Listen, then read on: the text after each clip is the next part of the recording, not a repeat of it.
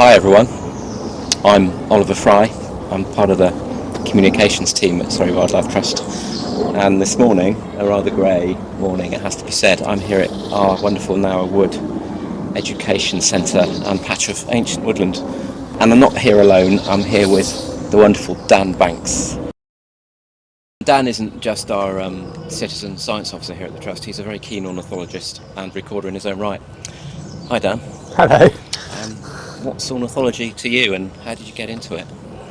Well, I think it started when I was quite young. I'd always loved wildlife, and in this country, what are we balmy about? Our birds. We are. We love them. And it's easy to see them. My parents kind of just took me to different reserves. So, yeah, that's where it comes from, is that my parents allowed me to be nurtured in my enthusiasm for wildlife, and I started with birds. It's a great way in, isn't it? And although we don't have coastal wading birds here, there's so much to see in Surrey. Yes, Surrey is really diverse for birds. Like you said, it's landlocked, so we don't have the coastal element, which is a bit of a shame because there are some fabulous coastal birds. But as far as we have the heathlands, which are fantastic for things like Dartford warbler, woodlark, nightjars in the summer, they're fantastic. You've got the chalk grassland, which has a host of skylarks and kestrels and other birds like that. And then we've also got our hedgerows that are so good for birds like yellowhammers. And although we're trying hard to bring those back, aren't we? We are trying hard to bring those back because yellowhammers are sadly in a bit of a state of decline at the moment, and they like arable land, farmland, and our farming practices are changing. So species like yellowhammer, turtle dove, corn bunting, their numbers have all plummeted. And because we don't leave that, we like tidying up, we don't leave that spilt grain anymore, so there's no reason for them to feed in the winter. And with the turtle dove as well, there's lots of different things for the turtle dove, but the habitat's just not there anymore, so it's really difficult to protect these species, but we want to bring them back, we want them to thrive. We don't like tidiness at the Trust, do we? And we keep things messy. Yeah, like we keep things messy. I mean, you can see all the deadwood. The deadwood here is fantastic. You might be able to hear in the background there's a great spotted woodpecker drumming. It's after that deadwood habitat, and that's what it really enjoys. I was going to ask you if that was a great spotted woodpecker or firing from the ranges. So no, it's great spotted woodpecker. You can hear it now going chuck, chuck, chuck, chuck. That's it calling in the trees. And is that because it's declaring its territory or looking for food? So when it hammers on the wood, that's its territory, because it's a loud noise. The banging, it can be heard across the woods. This is this great spotted woodpecker's territory. And they need a big territory because they'll have 4 to 5 young in the nest, and they require a lot of food, so they'll need a big area to scavenge for those wood-boring insects that they're probably after to feed the young. So, and it's also a way of, I believe, showing to a female how impressive he is, how strong he is as well. Yeah, he's showing off a bit too. Yeah, and that's the thing in the bird world. That's why a lot of the male birds are colourful, because they want to show off to the female. And there's no point in the female being colourful, no offence, because she has to look after the young. She has to sit on the nest, and if you've got a bright green female sitting on a nest, all the predators will see that nest and come in. So the females are slightly drabber, bless them. We've been talking about the greater spotted woodpecker, which is even seen in gardens, isn't it, in this country, quite often now. But am I right in saying, or am I simply dreaming, that if you were very lucky indeed, you might see a lesser spotted woodpecker here at Nower Wood? In these woods, possibly not. I'm not sure. They like wetter woodlands and more historic woodlands, like the New Forest is probably one of the best places in the country to see them, but I've never seen one, so I can't really say on that matter because I don't know. I mean, we get a handful of records in Surrey a year. There was one this year, wasn't there? One this year up round Chobham, so they are around, but I've worked here for 2.5 years now, and I'm yet to record one here. I think historically there have been recorded here, and the habitat should be perfect, but there's so few of them now that the dispersal is really difficult. Isn't there? And of course, connectivity is what we're all about at the Trust. Yeah. connecting habitats to try and put some of that right. There's- But it takes a long time. Yeah, and there's other birds that are missing from this woodland. There's redstart is a typical woodland bird that likes nesting in the same habitats as like blue tits, and they're not here. Historically, they have been recorded here as well. Flycatchers as well, especially the pied flycatcher, which is a woodland bird, which you now really only find nesting over in Wales. So, again, this In woodland. my day, you could see a flycatcher Yeah. quite often in mainland England. Yeah, and they're just not here anymore.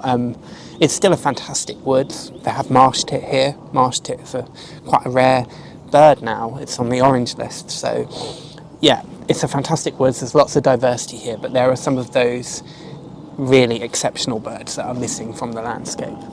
There's one other species of woodpecker in Surrey, and it's one that you're more likely to hear than to see. It's the green woodpecker. Yes. Is that a favourite of yours, Dan? It's certainly a favourite of mine. They're very interesting. Some people might not know this, but they specialise on feeding on ants. So you often find them on the ground. And weirdly enough, through ringing, I'm a licensed bird ringer as well, we've caught a few green woodpeckers. And one of the things they do when they get caught is they stick their tongues out. So they have this really long tongue that comes out of the mouth and just lollops around. Wow. And like, I remember when we caught this green woodpecker and we were ringing it, we're just trying to expertly put the tongue back in so that it wasn't getting out all over the place. So yeah, but they are interesting. They're Big, aren't they, as well? They're big. They're the bigger woodpecker. So the biggest one we have in this country. There is actually a fourth. Is there? Yeah, that is now no longer a breeding bird in this country. The wryneck. And it's the wryneck, yeah. Whose Latin I can always remember because it's called Jinx. I don't know why.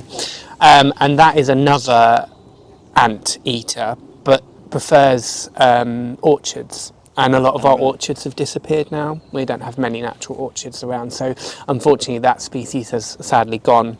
And they're really small. Don't they? They're really, really incredible. So they have a really, really interesting defence mechanism. So they're brown, so they're quite camouflaged, but if a predator comes up, it just stares at you and does this. And twists its head around. And I think that's why it gets its name, the wryneck. Yeah. Because of that. But it's really, really, it's bizarre behaviour to see, but really, really interesting. You mentioned that you're a ringer, Yeah. as it were. What's all that about, and how often do you do it, and who do you do it with? So it's the BTO, the British Trust for Ornithology, which run the programme, and they basically train people to catch birds in something called a mist net. So the mist net's probably about 8 foot tall, and the birds fly in. It doesn't harm them, you get them out quickly, and then you process them. So they get a little tiny unique ring which has a number on it, so it might be ABC 111, for example, and that bird gets that ring, and then it's released with a couple of biometrics taken. So you might take a wing measurement, you might take the weight, you might have a look whether it's in sexual reproduction at the moment as well, and then off it goes into the wild. And the idea is that you can catch those birds later on down the line and work out their longevity, so how long they live for. Most woodland birds, their average lifespan is 1 to 2 years, but through ringing we've realised that in the right conditions things like blue tits robins can live for up to 6 to 7 years, which is incredible really for such a tiny bird. Yeah. It also allows us to track migration. So one of the things that I find is a fascinating fact is that we didn't know migration happened until ringing. The ancient Greeks thought that birds used to go just spend In the bottom of a pond or bottom something. of a pond or Right. bottom of a lake, exactly. God. And a man who lived in the centre of England, he was a lawyer, I believe, and he just did ringing on the side, and this was in the early 1900s. And he had a brood of swallows in his barn, so he ringed the young swallows and off they went. And the following year, I think it was 1907 or 1906, he got a telegram all the way from KwaZulu-Natal, which is in South Africa, saying, just so you know, one of your swallows is in my barn. And that's when suddenly it twigged that these birds go south and they spend the winter in warmer climes. Can I ask you one more thing about bird ringing? Some people think it's meddling excessively in nature. Obviously, we don't think that, but could you explain why people shouldn't be worried about that, and indeed, some people might even want to help with bird ringing, and how should they do that? Yeah, so firstly, if you want to get involved with bird ringing, you go to the BTO website and you can have a little read up on about it, and you go to basically there's called a find a trainer page, because you need to be trained to do it. You can't just go out and start catching birds. And my journey has been about 3 to 4 years now, and I'm very close to getting licensed to be able to just completely work solitary on my own. So I won't need a trainer. Yeah, but it takes about 3 to 4 years, and then with bird ringing, I know some people do think it's cruel, but one of the things that I would counteract with that is look at the BTO's cuckoo project at the moment. I guarantee some of you probably follow the journeys of the cuckoos. Those cuckoos were caught in nets. Now, they haven't got a ring on them, but they've got a little satellite tracking device on them to be able to follow their journey. So right now, you can start following them up the east coast of Africa. So they're starting to come back. Right. And through that, we're able to work out where these cuckoos are going and work out those areas and work with other countries to potentially protect those areas. So even though the ringing at the moment, a little ring is still attached because we want that ID unique number, and if the battery pack falls off, at least we can then work out what bird it is still. But it's just so important. It gets so much data, so much information. Things like your humble robin, which you might see singing in your garden right now, is probably a migratory bird, and we've learnt that through ringing. I had no idea that was the case, Dan, and I thought I knew a bit about it. So we do have resident robins, we do have British robins. If your robin is sitting on the top of a spade looking for a worm or something, that is a British robin. Right. But a lot of the population is actually Eastern European. So they'll be off out there breeding, coming backwards and forwards, and through ringing, we've learnt that. Wow. And as with all conservation, information is effectiveness, isn't it? Yeah, exactly. You can conserve what you don't understand. Yeah, exactly. And if you don't record things like where they go, their movements, then you can't protect them. So one of my favourite bird ringing facts that I've learned is about the goldcrest. Now, if you know your birds, you'll know the goldcrest is Britain's smallest bird. It weighs about 5.5 grams, which is about as much as I think a 20p piece. Do correct me on that.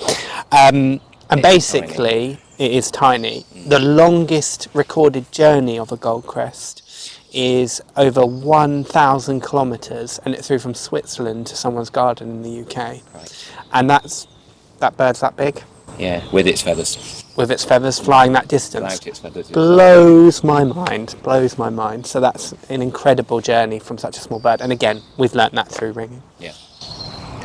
We've talked a bit about where birds go and tracking that. If you're listening to this, you might be thinking, where should I go to see and hear some birds? And you probably want to go somewhere where you're going to see quite a bit. Not everyone's a devotee who's willing to spend hours waiting for a rare thing to fly by. So Dan, if you're, what would your advice be on that? Well, you've got loads of places in Surrey that you can go. It also depends what you want to see, but places like Chobham Common, one of our largest nature reserves, are brilliant. There's so many species you can see on there, and if you go during the summer, you could get those nightjars that we spoke about earlier on. And it's beautiful out there in its own right. Yeah, absolutely fantastic. A decent woodland anywhere in the county, a decent woodland will provide you with your woodland casts like blue tits, great spotted woodpeckers. Your own garden. If you're not particularly mobile, your own garden is perfect. Yeah. If you put some feeders up, you'll get a cast of birds coming into the garden. And it's still worth feeding them at this time of year? It's still worth feeding. It's worth feeding them all times of year. But things like house sparrow, starling, birds that are common but in decline really benefit from feeding. So in my garden at home, I have a huge colony of house sparrows, which I'm proud of because very jealous because I don't have any and I love them. They're their numbers have plummeted. So if you have house sparrows around and you're not bird feeding, maybe stick a feeder out and those sparrows will come in, and they're brilliant. They're so charismatic. They're so interesting. They've got great characters. As well, aren't they, when they get to know you? Yeah, really, really cool birds. So definitely feed birds all year round. It's really, really important. Yeah. I think you and I very strongly agree, don't we, that birds are great, and they're a great way into natural history, and they're a great way into conservation.